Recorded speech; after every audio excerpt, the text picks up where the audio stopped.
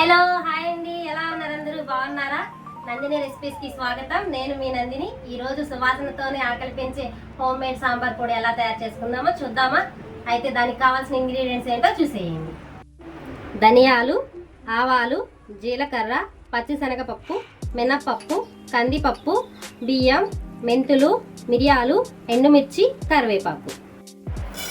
ధనియాలు వేసుకుని 2-3 మినిట్స్ లో ఫ్లేమ్లో పెట్టుకొని రోస్ట్ చేసుకోవాలి. చూడండి, ధనియాలు రోస్ట్ అయిపోయినాయి, మంచి సువాసన వస్తుంది. దీన్ని తీసి వేరే బౌల్లో పెట్టేసుకుందాం.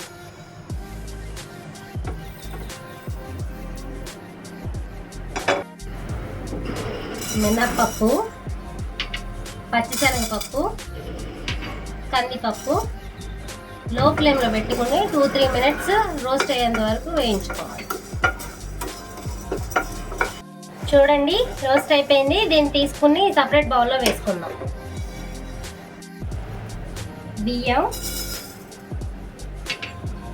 ఆవాలు, జీలకర్ర, మెంతులు, మిరియాలు ఇవి లో ఫ్లేమ్లో పెట్టుకుని లైట్గా రోస్ట్ చేసుకోవాలి, బ్రౌన్ కలర్ వచ్చేంత వరకు. చూడండి, మనం వేసిన అన్ని ఇంగ్రీడియంట్స్ రోస్ట్ అయిపోయినాయి. దీన్ని సపరేట్ చేసుకుందాం వేరే బౌల్లోకి.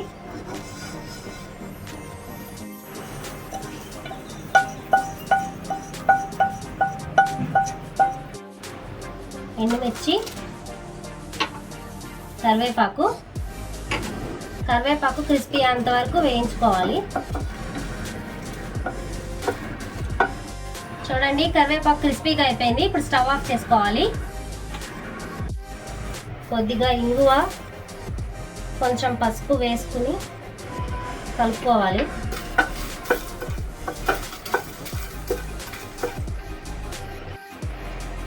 ఈ మిశ్రమాన్ని బౌల్లోకి తీసుకుని చల్లారనివ్వాలి.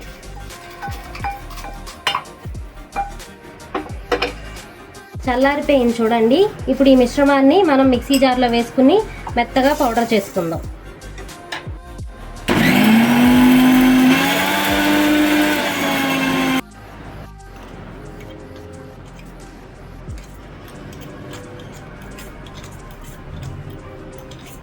మా ఈ సాంబార్ పౌడర్ని మీరు కూడా మీ ఇంట్లో ట్రై చేసి ఎలా ఉందో కామెంట్ సెక్షన్లో కామెంట్ చేయండి. మా వీడియోస్ కనుక మీకు నచ్చినట్లయితే లైక్ చేసి, షేర్ చేసి, సబ్స్క్రైబ్ చేయడం మాత్రం మర్చిపోకండి. ఇట్లు మీ నందిని, బాయ్.